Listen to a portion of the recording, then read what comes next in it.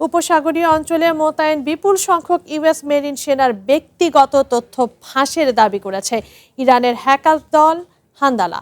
টেলিগ্রামে এই 2000-এর বেশি মেরিন সেনার ব্যক্তিগত ও পারিবারিক তথ্য প্রকাশ করে যে কোনো সময় তাদের উপর হামলার হুমকি দিয়েছে তারা। 2 সহস্রাধিক ইউএস মেরিন সেনার ব্যক্তিগত তথ্য ফাঁস করেছে ইরানের একটি হ্যাকার দল। পেন্টাগনের এক কর্মকর্তার বরাত দিয়ে এই চাঞ্চল্যকর তথ্য জানিয়েছে ওয়াল স্ট্রিট জার্নাল।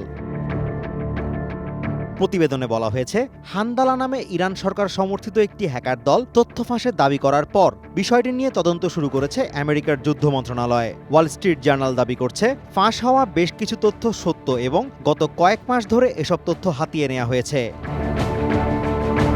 হ্যাকার দল হান্দালা দাবি করেছে, তারা 2379 জন মেরিন সেনার ব্যক্তিগত তথ্য ফাঁস করেছে। ওই সেনাদের সবাই বর্তমানে উপসাগরীয় অঞ্চলে কাজ করছেন। যোগাযোগের অ্যাপ টেলিগ্রামের একটি চ্যানেলে এই হাতিয়ে নেওয়া তথ্য প্রকাশ করেছে হান্দালা।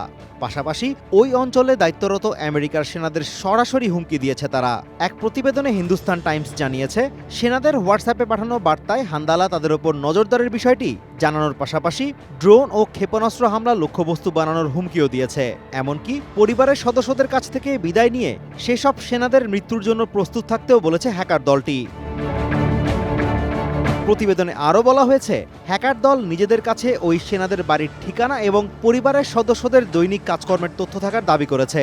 এছাড়াও অদূর ভবিষ্যতে আরও তথ্য ফাঁসের হুমকিও দিয়েছে তারা। এই বিষয়ে পেন্টাগন কিংবা ইউএস সেন্ট্রাল কমান্ডের পক্ষ থেকে এখনও পর্যন্ত আনুষ্ঠানিকভাবে কোনো বক্তব্য পাওয়া যায়নি। Azimur Rashid Kanak, one international desk.